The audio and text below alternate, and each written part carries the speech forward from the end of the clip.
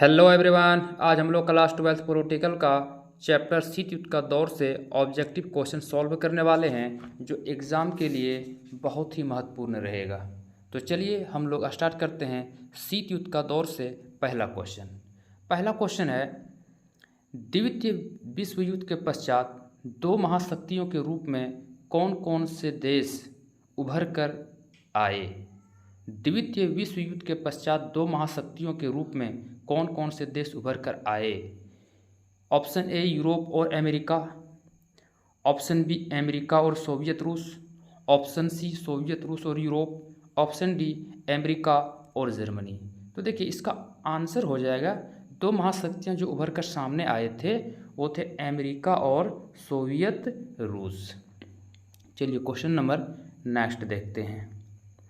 Question number next है, किन देशों द्वारा महाशक्ति बनने की होड़ ने शीत युद्ध को जन्म दिया था? यानी शीत युद्ध का जन्म कैसे हुआ?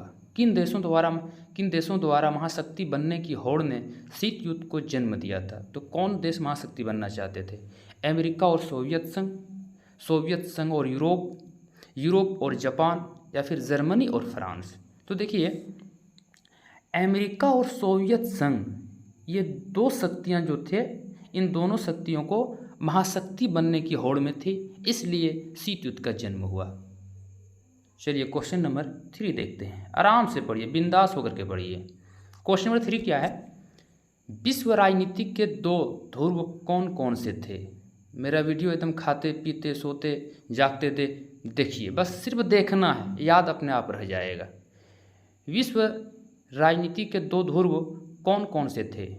भारत और चीन, जापान और जर्मनी, अमेरिका और सोवियत संघ और यूरोप। तो इसका आंसर क्या हो जाएगा? अमेरिका और सोवियत संघ, यानी ऑप्शन नंबर सी इसका आंसर हो जाएगा। चलिए क्वेश्चन नंबर 4 देखते हैं।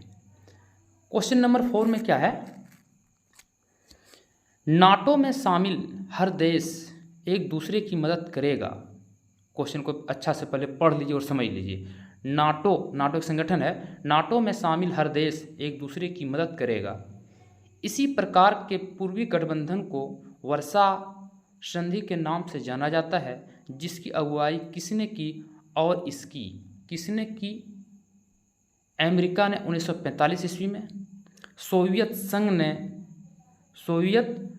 1955 ईस्वी में, यूरोप ने 1954 ईस्वी में, या इनमें से कोई नहीं? तो इसका आंसर हो जाएगा सोवियत संघ ने 1955 ईस्वी में की थी। चलिए क्वेश्चन नंबर हम लोग 5 देखते हैं। क्वेश्चन नंबर 5 में है, महाशक्तियों के बीच खींचातानी का मुख्य अखाड़ा कहाँ बना? खींचातानी का मुख्य अखाड़ा कहाँ बना? यूरोप में, अमेरिका, जर्मनी या इटली? तो इसका आंसर हो जाएगा यूरोप में। चलिए क्वेश्चन नंबर 6 देखते हैं। क्वेश्चन नंबर 6 है, गुट निरपेक्ष आंदोलन के प्रमुख नेता थे कौन? गुट निरपेक्ष के प्रमुख नेता कौन थे? डॉक्टर राजेंद्र प्रसाद, जवाहरलाल नेहरू, डॉक्टर भीमराव अंबेडकर, या इनमें से कोई नहीं? तो देखिए गुट निरपेक्ष आंदोलन के जो प्रमुख नेता थे वो थे पंडित जवाहरलाल नेहरू। चलिए क्वेश्चन नंबर 7 देखते हैं। क्वेश्चन नंबर 7 क्या है? गुट निरपेक्ष आंदोलन की 5 देशों ने मिलकर सर्वप्रथम सफल बैठक कब और कहाँ?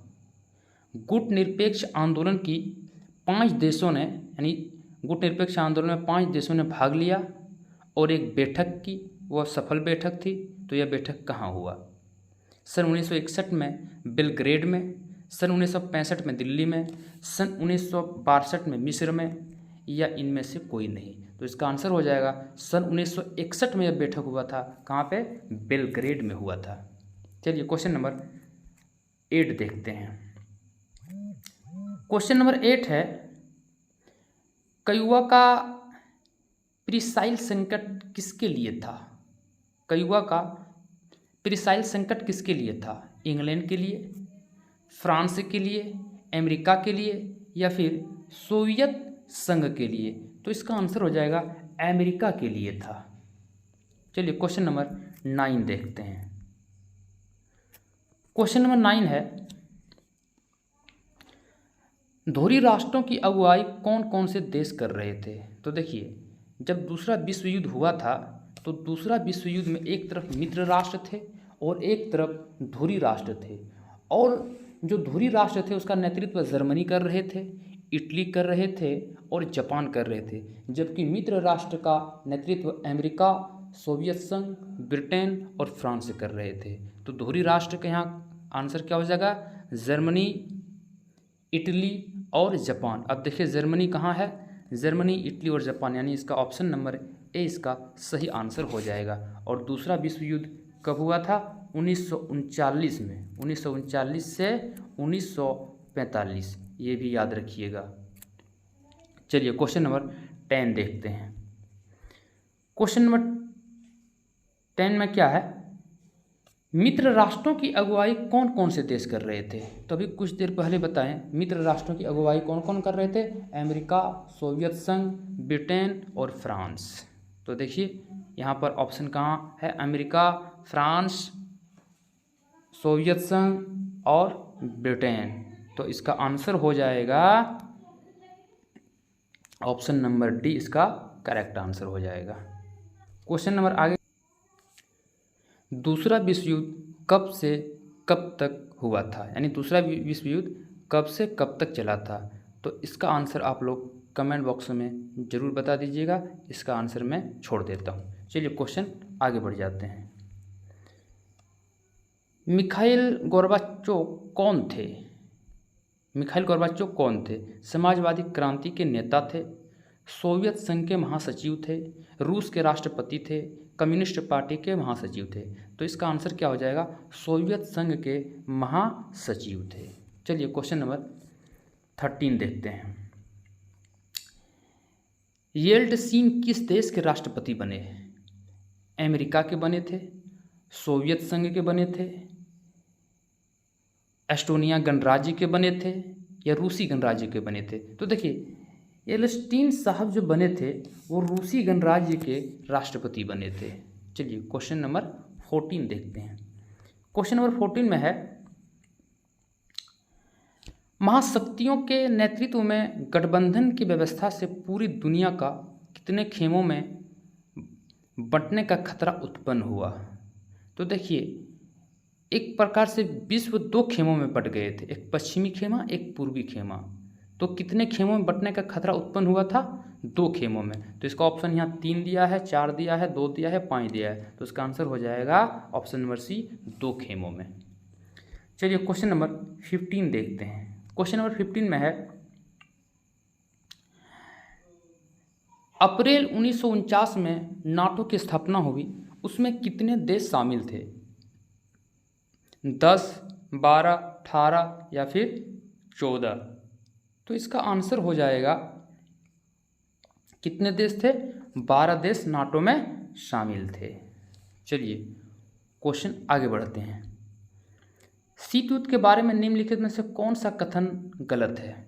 शीत युद्ध के बारे में निम्नलिखित में से कौन सा कथन गलत है? चलिए पहले स्टेटमेंट पढ़ते हैं। देखिए पहला स्टेटमेंट है, यह संयुक्त राज्य अमेरिका, सोवियत संघ और उनके साथी देशों के बीच की एक प्रतिस्पर्धा थी। दूसरा स्टेटमेंट है, यह महाशक्तियों के बीच विचारधाराओं को लेकर एक युद्ध था। तीसरा स्टेटमेंट है, शीत युद्ध ने हथियारों की होड़ शुरू की। और चौथा स्टेटमेंट है, अमेरिका और सोवियत संघ सीधे युद्ध में शामिल थे। तो यही स्टेटमेंट ही गलत स्टेटमेंट है। तो इसका आंसर क्या हो जाएगा? Option number D. चलिए क्वेश्चन हम लोग आगे बढ़ते हैं। क्वेश्चन नंबर 17 देखते हैं। निम्न में से कौन सा कथन गुटनिरपेक्ष आंदोलन के उद्देश्यों पर प्रकाश नहीं डालता? निम्न में से कौन सा कथन, कौन सा स्टेटमेंट गुटनिरपेक्ष आंदोलन के उद्देश्यों पर प्रकाश नहीं डालता? ऑप्शन ए, उपनिवेशवाद से मुक्त हुए देशों को स्वतंत्र नीति अपनाने में समर्थन बनाना। दूसरा स्टेटमेंट है, किसी भी सैन्य संगठन में शामिल होने से इनकार करना। तीसरा स्टेटमेंट है, वैश्विक मामलों में तटस्थता की नीति अपनाना। और चौथा स्टेटमेंट है, वैश्विक आर्थिक असमानता की समाप्ति पर ध्यान केंद्रित करना। तो इसका कौन सा स्टेटमेंट सही है? ऑप्शन नंबर सी, वैश्विक मामलों में तटस्थता की नीति अपनाना। तो इसका आंसर क्या हो जाएगा? Option number C. चलिए क्वेश्चन में फिर आगे देखते हैं। प्रथम विश्व युद्ध कब से कब तक चला था? तो देखिए हम बता देते हैं, प्रथम विश्व युद्ध 1914 से 1918 के बीच में चला था और फिर समाप्त हो गया। दूसरा विश्व युद्ध 1939 में प्रारंभ हुआ और 1945 में ये समाप्त हो गया। पहला विश्व युद्ध और दूसरा विश्व युद्ध, ये दोनों याद रखिएगा, आप लोग टिक लगा लीजिएगा। चलिए क्वेश्चन आगे बढ़ाते हैं। क्वेश्चन नंबर 19 में है, अमेरिका ने जापान के हिरोशिमा एवं नागासाकी पर कब बम गिराए थे? तो देखिए 2 बार परमाणु बम गिरे, एक 7 अगस्त 1945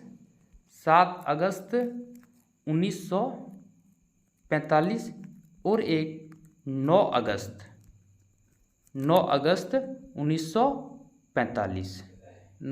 1945। तो इसका आंसर आप लोग टिक लगा लीजिएगा। इसका आंसर क्या हो जाएगा? सन 1945 में। चलिए क्वेश्चन नंबर 20 देखते हैं। क्वेश्चन नंबर 20 में है, शीत युद्ध के दौरान जर्मनी का एकीकरण किस वर्ष हुआ? दिसंबर 1989, सितंबर 1990, अक्टूबर 1990 या जनवरी 1991? तो देखिए सोवियत संघ के विघटन के बाद ही जर्मनी का एकीकरण हुआ था। एकदम सिंपल फंडा याद रखिएगा कि सोवियत संघ के विघटन 1991 में हुआ था। उससे 1 साल पहले, ठीक उससे 1 साल पहले जर्मनी का एकीकरण हुआ था। तो इसका आंसर क्या हो जाएगा? ऑप्शन नंबर सी, यानी अक्टूबर 1990। चलिए क्वेश्चन नंबर 21 देखते हैं। सोवियत संघ का विघटन कब हुआ? 25 दिसंबर 1990 में हुआ, 25 जनवरी 1991 में हुआ, 25 नवंबर 1992 या 25 दिसंबर 1991? तो इसका आंसर क्या हो जाएगा? 25 दिसंबर 1991 में सोवियत संघ का विघटन हुआ था और उससे 1 साल पहले जर्मनी का एकीकरण हुआ था। क्वेश्चन नंबर 22, 2 ध्रुवीय विश्व का आरंभ कब हुआ? 2 ध्रुवीय विश्व का आरंभ कब हुआ? 1945 के बाद, 1939 के बाद, 1918 के बाद या 1914 के बाद? तो इसका आंसर क्या हो जाएगा? 1945 के बाद 2 ध्रुवीय विश्व का आरंभ हुआ था। चलिए क्वेश्चन नंबर 23 देखते हैं। शीत युद्ध के प्रति भारत की क्या नीति थी? शीत युद्ध के प्रति भारत की क्या नीति थी? सकारात्मक, नकारात्मक या सक्रिय और हस्तक्षेप? इनमें से कोई नहीं। तो शीत युद्ध के प्रति भारत की जो नीति थी वो थी सक्रिय और हस्तक्षेप। चलिए क्वेश्चन नंबर 24 देखते हैं। क्वेश्चन नंबर 24 में है, प्रथम कूटनिरपेक्ष आंदोलन में कितने देशों ने भाग लिया? 10, 7, 25, 15? तो प्रथम कूटनिरपेक्ष आंदोलन में 25 देशों ने भाग लिया था। कितने? 25 देशों ने। तो इसका आंसर हो जाएगा ऑप्शन नंबर सी। चलिए क्वेश्चन नंबर 25, शीत युद्ध कब प्रारंभ हुआ? 1944, 1945, 1946 या 1947? तो इसका आंसर क्या हो जाएगा? 1944 में शीत युद्ध प्रारंभ हुआ। चलिए क्वेश्चन नंबर 26, शीत युद्ध के समय पूंजीवादी गुट का नेतृत्व कौन कर रहा था? शीत युद्ध के समय पूंजीवादी गुट का नेतृत्व कौन कर रहा था? अमेरिका, चीन, फ्रांस या सोवियत संघ? तो कौन कर रहा था? फ्रांस, सोवियत संघ? इसका आंसर हो जाएगा अमेरिका कर रहा था, अमेरिका। चलिए क्वेश्चन आगे बढ़ते हैं। Question number 27। क्वेश्चन नंबर 27 में है, सन 1972 में संयुक्त राष्ट्र संघ की बैठक में वैश्विक व्यापार प्रणाली में सुधार संबंधी कौन सा रिपोर्ट प्रस्तुत किए? Towards the new policy for development. दूसरा स्टेटमेंट है स्वतंत्र और परस्पर सहयोगी राष्ट्रों के सच्चे कुल। ऑप्शन सी है LTBT या ऑप्शन डी है ANPT। तो इसका आंसर हो जाएगा towards the new policy for development. चलिए क्वेश्चन नंबर 28 देखते हैं। क्वेश्चन नंबर 28 में है, महाशक्तियों द्वारा बनाए सैन्य संगठनों की विशेषता बताने वाले कौन सा कथन सही नहीं है? तो सबसे पहले इसका स्टेटमेंट पढ़ना पड़ेगा। पहला स्टेटमेंट है, गठबंधन के सदस्य देशों को अपने भू क्षेत्र में महाशक्तियों के सैन्य अड्डे के लिए स्थान देना जरूरी था। दूसरा स्टेटमेंट है, सदस्य देशों की विचारधारा और रणनीति दोनों स्तरों पर महाशक्ति का समर्थन करना था। तीसरा स्टेटमेंट है, जब कोई राष्ट्र किसी एक सदस्य देश पर आक्रमण करता था तो इसे सभी सदस्य देशों पर आक्रमण समझा जाता था। और चौथा स्टेटमेंट है, महाशक्तियाँ सभी सदस्य देशों को अपने परमाणु हथियार विकसित करने में मदद करती थी। तो यही स्टेटमेंट गलत है। चलिए क्वेश्चन नंबर 29 देखते हैं। क्वेश्चन नंबर 29 में है, सीटो और सेंटो जैसे संगठनों का संस्थापक कौन सा देश था? अमेरिका, सोवियत संघ, चीन, इनमें से कोई नहीं। तो सीटो और सेंटो नामक संगठन का जो संस्थापक थे वो अमेरिका थे। चलिए क्वेश्चन नंबर 30 देखते हैं। क्वेश्चन नंबर 30 में है, इनमें से कौन एक गुटनिरपेक्ष आंदोलन के जनक नहीं है? इनमें से कौन एक गुटनिरपेक्ष आंदोलन के जनक नहीं थे? सुकर्नो, अरफा, मार्शल टीटो, पंडित नेहरू। तो इसका आंसर हो जाएगा सुकर्नो। चलिए क्वेश्चन नंबर 31 देखते हैं। 31 में है, दो ध्रुवीय विश्व में पूर्वी गठबंधन का नेतृत्व किसने किया? सोवियत संघ ने, अमेरिका ने, फ्रांस ने या फिर ग्रेट ब्रिटेन ने? तो किसने किया था? सोवियत संघ ने किया था पूर्वी गठबंधन का नेतृत्व।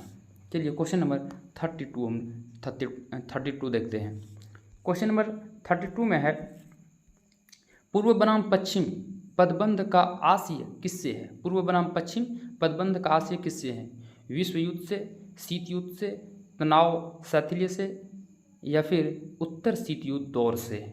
तो इसका आंसर हो जाएगा शीत युद्ध से, यानी ऑप्शन नंबर बी इसका सही आंसर है। चलिए क्वेश्चन नंबर 33 देखते हैं। क्वेश्चन नंबर 33 में है, किन दो महाशक्तियों का वर्चस्व शीत युद्ध के केंद्र में था? किन दो महाशक्तियों का वर्चस्व शीत युद्ध के केंद्र में था? जापान और संयुक्त राज्य अमेरिका, सोवियत रूस और जर्मनी, संयुक्त राज्य अमेरिका और सोवियत रूस, सोवियत रूस और यूरोप। तो देखिए, किन दो महाशक्तियों का वर्चस्व शीत युद्ध के केंद्र में था? तो इसका आंसर हो जाएगा संयुक्त राज्य अमेरिका और सोवियत रूस, यानी ऑप्शन सी इसका सही आंसर है। चलिए क्वेश्चन नंबर 34 देखते हैं। शीत युद्ध के दौरान पूर्वी गठबंधन का अगुवा कौन था? अमेरिका था, रूस था, फ्रांस था या फिर जापान था? तो इसका आंसर हो जाएगा रूस। कौन था? रूस कर रहा था। क्वेश्चन नंबर 35 और ये लास्ट क्वेश्चन इस चैप्टर का। सभी क्वेश्चन बहुत ही इंपॉर्टेंट है, सभी बच्चे इस क्वेश्चन को लिख लें ताकि ये बोर्ड एग्जाम में आपका बहुत सारा काम आ जाएगा। और अपने दोस्तों तक भी यह वीडियो शेयर कर दें ताकि उनको भी फ़ायदा पहुंच जाए। तो चलिए क्वेश्चन नंबर 35 देखते हैं। शीत युद्ध के दौरान पश्चिमी गठबंधन का अगुवा कौन था? देखिए, पूर्वी का अगुवा जो कर रहे थे वो रूस कर रहे थे, लेकिन पश्चिम का गठबंधन का कौन कर रहा था? सोवियत रूस कर रहा था या अमेरिका कर रहा था, यूरोप या जर्मनी?